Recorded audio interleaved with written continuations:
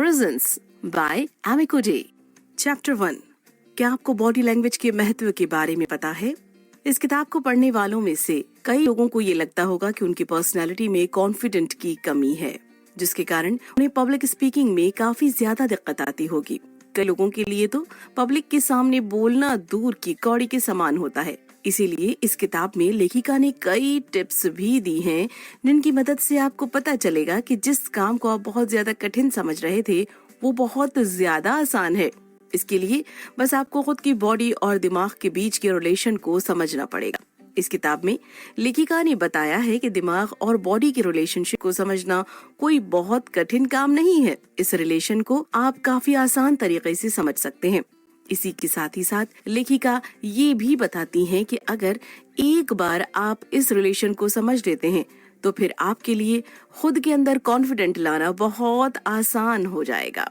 लेखिका आपको कुछ सोचने के लिए बोल रही हैं।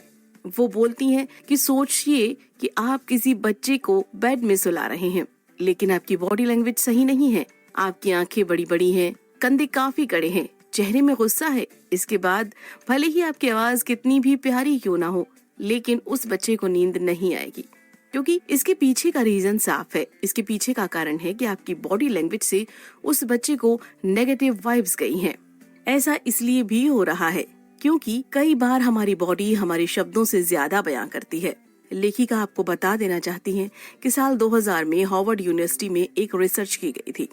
उस रिसर्च में ये पता लगा था कि कम्युनिकेशन के लिए बॉडी लैंग्वेज का महत्व कितना ज्यादा है। रिसर्च के लिए 2 ग्रुप तैयार किए गए थे।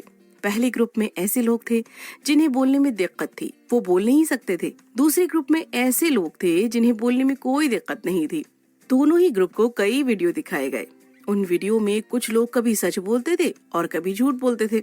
दोनों ही ग्रुप के लोगों को वीडियो देखकर ये पता लगाना था कि कब सच बोला जा रहा है और कब झूठ बोला जा रहा है। इसके रिजल्ट हैरत में डालने वाले थे। रिजल्ट के अनुसार जिस ग्रुप में वो लोग थे जो बोल और सुन नहीं सकते थे, उन लोगों ने काफी ज्यादा सही अंदाजा लगाया था। आखिर ऐसा क्यों हुआ? जब इसके पीछे के कारण के बारे में पता लगाने की कोशिश की गई तो ये निकलकर सामने आया कि उन लोगों ने वर्ड्स के ऊपर ध्यान न देकर बॉडी लैंग्वेज के ऊपर ध्यान दिया था। इससे इस चीज का पता चलता है कि बॉडी लैंग्वेज से इंसान के सही जज्बात का पता लगाया जा सकता है।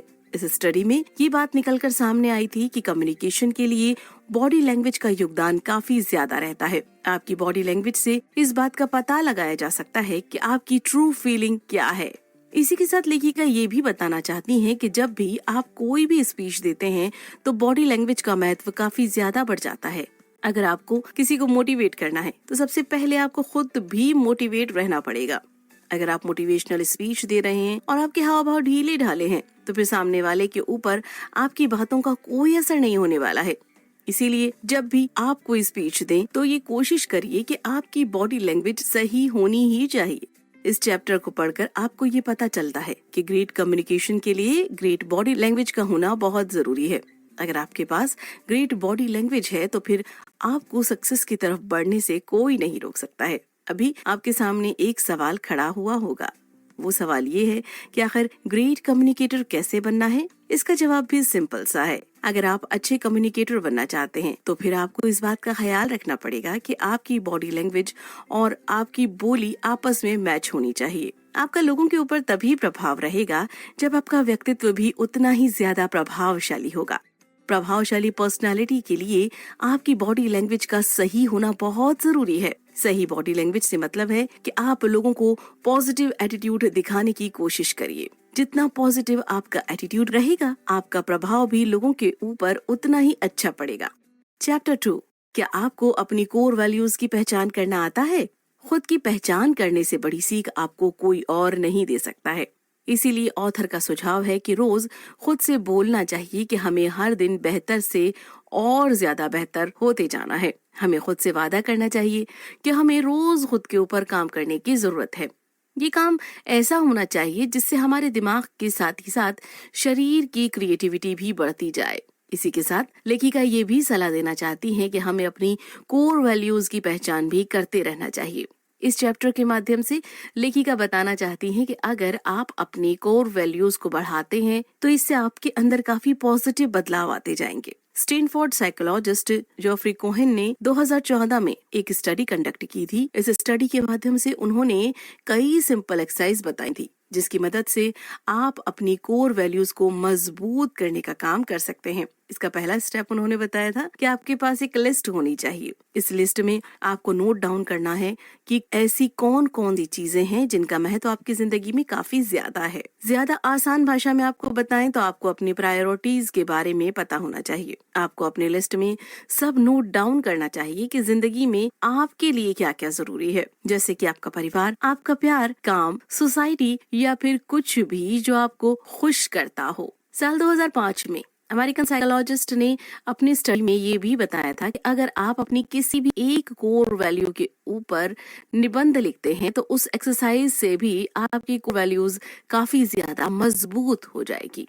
आपने कई बार ये नोटिस किया होगा कि स्पीकर आपके अंदर किसी भी एक तरह का कॉन्फिडेंस बढ़ाने की कोशिश करते हैं।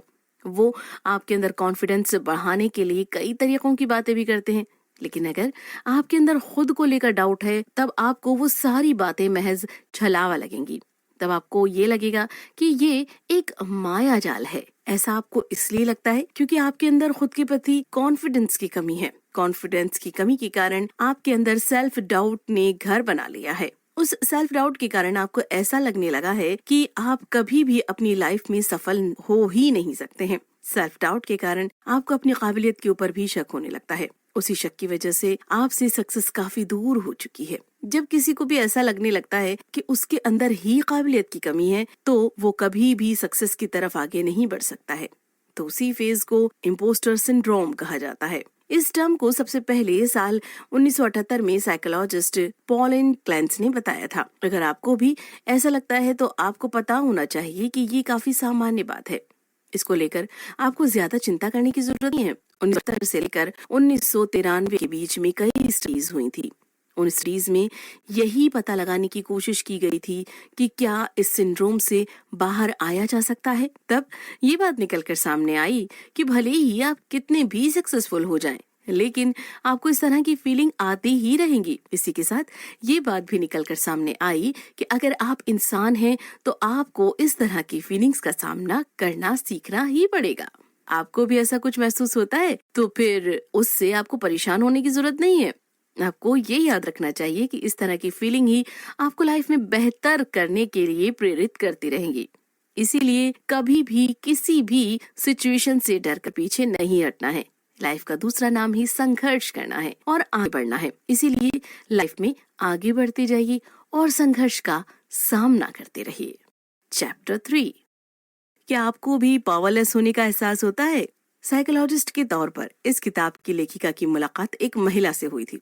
उस महिला से बात करने के बाद लेखिका को इस बात का पता चला था कि उस महिला को ये एहसास होता था कि वो बहुत ज्यादा कमजोर हो चुकी है। उसे ऐसा लगता था कि उसके पास पावर ही नहीं है। तब इस फीलिंग के होने का कारण लेखिका को ये लगा था। स्कूल के दौरान वो महिला एक अच्छी एथलीट हुआ करती थी, तो वो काफी ज्यादा सक्सेसफुल भी थी। लेकिन ग्रेजुएशन होने के बाद उस महिला की स्पोर्ट्स लाइफ खत्म हो गई थी। इसी के बाद से उसे ऐसा लगने लगा था कि उसकी जिंदगी में पावर की कमी हो गई है। लेखिका बताती हैं कि इस तरह की फीलिंग आना कोई अनयूजुअल चीज नहीं है, ये काफी सामान्य बात है। लेखिका बताती हैं कि पावरलेस का महसूस होना ही पावरलेसनेस होना होता है। इसी के साथ लेखिका ये भी थ्योरी बताती हैं कि इंसान वैसा ही हो जाता है जैसा वो सोचता है। अब सवाल ये उठता है कि अगर आपको भी ऐसा लग रहा है तो फिर आप इस सिचुएशन से कैसे बाहर आएंगे? इसका जवाब भी सिंपल सा है। इस तरह की सिचुएशन से बाहर आने के लिए आपकी लाइफ में कुछ पॉजिटिव इवेंट होने की जरूरत है। जैसे जैसे आपकी जिंदगी में कुछ अच्छा होता जाएगा, आपकी जिंदगी से पुरानी और कसीली यादें दूर होती जाएंगी। इसीलिए अगर आपको भी कुछ ज्यादा समझ में नहीं आ रहा है तो फिर बस आप अपनी जिंदगी को समय देने की कोशिश करिए। आप देखेंगे कि आपकी जिंदगी पहले से बेहतर होती जा रही है। इसीलिए लेखिका आपको सलाह देती हैं कि आपको पावरलेस महसूस करने की जरूरत नहीं है। आप जैसा महसूस करने लगेंगे आप वैसे ही बन जाएंगे। इसी के साथ लेखिका ये भी बताना चाहती हैं कि कई सारी ऐसी फिजिकल एक्सरसाइज हैं जिससे आपकी जिंदगी में पॉजिटिव बदलाव आ सकते हैं। लेखिका बताती हैं कि अगर आपको भी पावर और मूवमेंट को कनेक्ट करना है तो फिर आप डांस की तरफ देख सकते हैं। लेखिका बताती हैं कि इंसानी दिमाग भी डांस मूवमेंट को बेहतर ढंग से पहचान सकता है। अगर आप डांस की मदद लेती हैं तो आप पावर और मूवमेंट को भी बेहतर ढंग से समझ पाएंगे।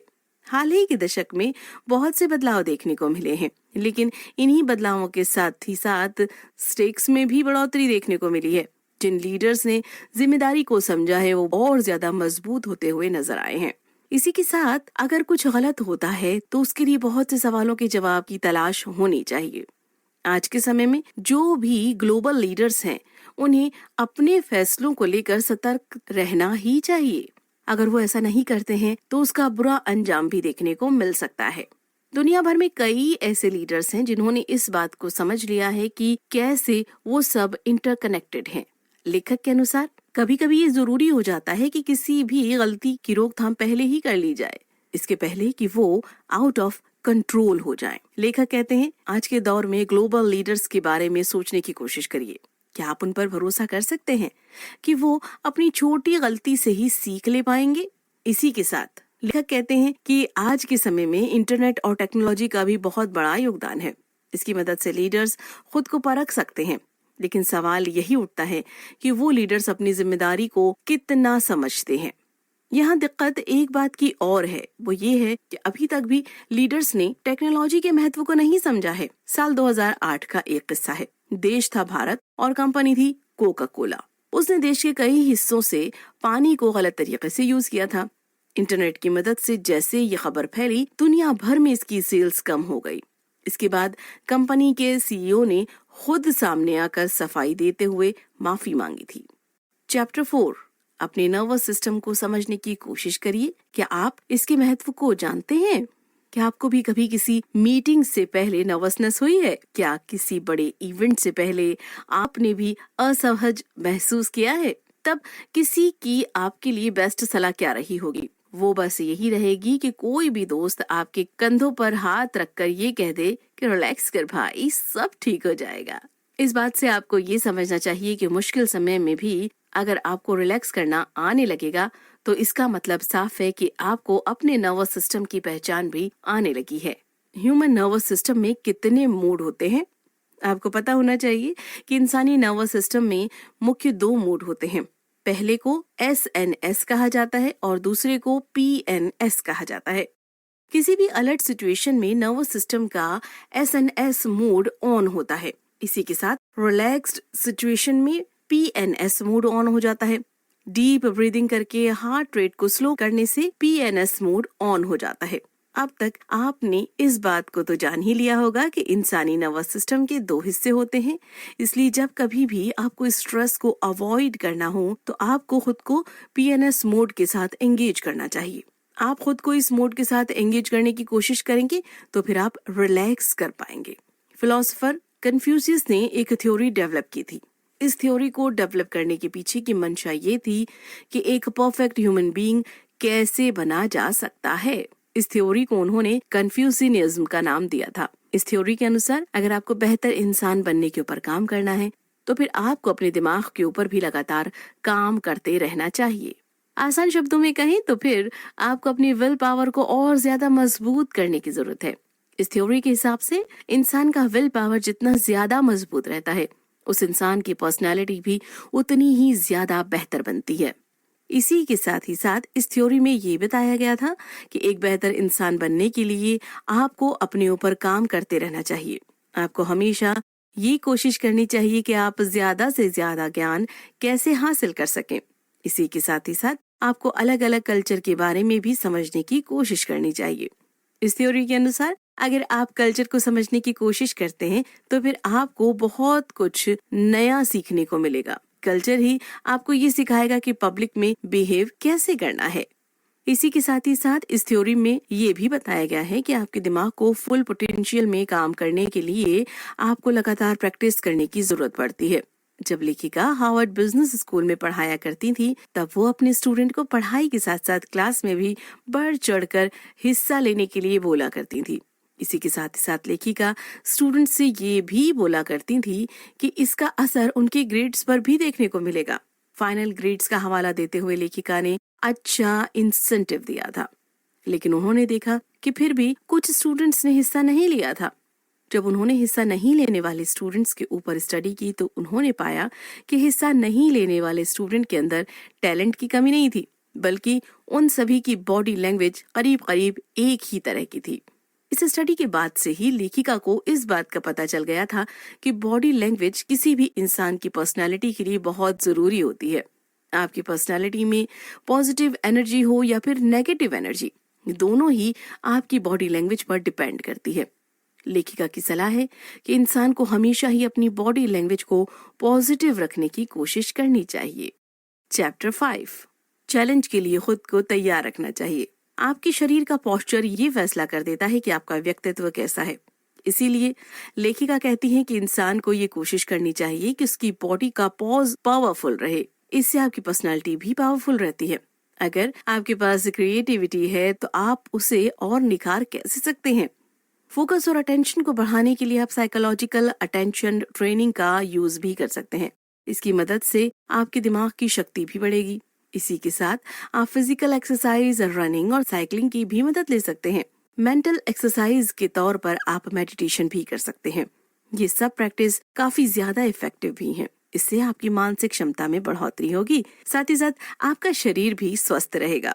मेट्रोपॉलिटन यूनिवर्सिटी में हुई शोध में ये बात सामने आई है कि जिस दिन किसी भी कंपनी में काम करने वाले लोग किसी भी खेल या एक्सरसाइज में हिस्सा लेते हैं, उस दिन उनका मूड बाकी दिनों से अच्छा रहता है। इसी के साथ ही साथ इसका पॉजिटिव असर उनके काम में भी नजर आता है। इस शोध में ये निकलकर सामने आया है कि मेंटल हेल्थ से ही इंसान की क्रिएटिविटी का भी संबंध होता है। जितना अच्छा इंसान का दिमाग होगा, उतनी ही बेहतर उसकी क्रिएटिविटी भी होगी। इसीलिए अगर आपको भी अपनी क्रिएटिविटी को बढ़ाना है तो सबसे पहले अपनी मेंटल हेल्थ की ओर ध्यान देने की कोशिश करिए। फिजिकल एक्सरसाइज में आप एक चीज ऐड कर सकते हैं, वो ये है कि सुबह सुबह आप एक चक्कर दौड़ लगाने की कोशिश करिए। अगर आप ऐसा करेंगे तो फिर आप खुद ही ऑब्जर्व करेंगे कि आपके दिन की शुरुआत ज्यादा एनर्जी के साथ हो रही है। इसी के साथ ये करने से आप इमोशनली भी ज्यादा मजबूत बन जाएंगे। इस तरह की चीजों में समय लगाना पूरी तरह से वर्थ है। इसके बाद आप खुद ऑब्जर्व करने लगेंगे कि आपका काम ज्यादा बेहतर होने लगा है। कुल मिलाकर लेखिका के अनुसार हमें इस बात को समझने की जरूरत है कि हमारा दिमाग और शरीर एक दूसरे से कनेक्टेड हैं। इसीलिए हमारे शरीर का पोस्चर जैसा होगा वैसा ही हमारा व्यक्तित्व भी होगा।